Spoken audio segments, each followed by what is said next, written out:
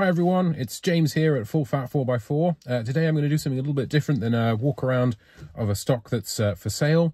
It's a bit of an unusual day today at Full Fat 4x4 in that we actually have 4 L322s in stock, one in each trim level. So we've got a Vogue, Vogue SE, Autobiography and Westminster. So I'm going to do a quick video kind of just showing you some of the differences and similarities of the 4 trim levels.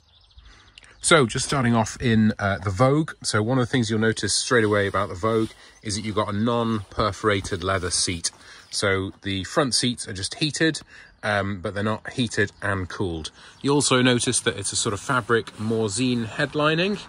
And you know, you can notice that within the Vogue spec you don't have the extra controls for the cooled seats, just the heated seats are controlled there. You'll also notice that a Vogue, they don't generally tend to have cruise control which is adaptive. It's a fixed cruise control.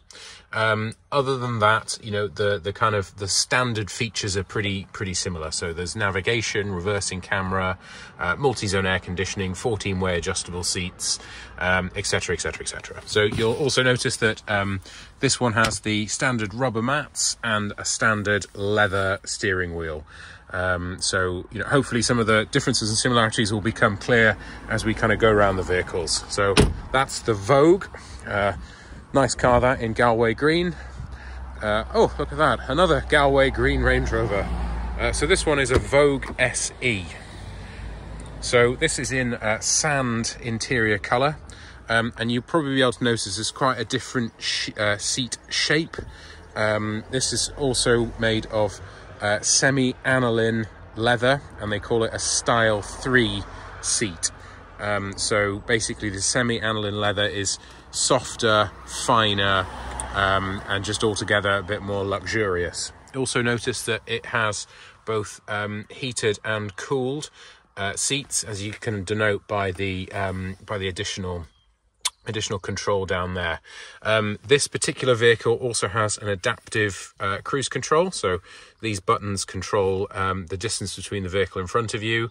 Other than that, you get the same kind of gear as the Vogue, so navigation, TV, reversing camera, multi-zone air conditioning, 14-way adjustable seats, and you'll notice that this Vogue SE also just has a leather steering wheel. Some come with an inlay wood or like a matte black finisher, sorry, not matte black, the grand black finisher to match the side trim, but the standard spec steering wheel is just a leather one. Other than that, you'll also notice that the headlining is the sort of Morzine fabric, the same as the Vogue. So really the key differences in standard form between the Vogue and the Vogue SE are your seats. Okay, going on to the Autobiography. This particular vehicle is actually sold now to a really charming gent called Martin, so shout out to you, Martin. You've got yourself a cracking motor here. So building on the comments from the Vogue SE, so this is the Autobiography spec. You'll notice you have the same Style 3 semi-aniline leather seats that you find on the Vogue SE. The key difference around the Autobiography is in the headlining.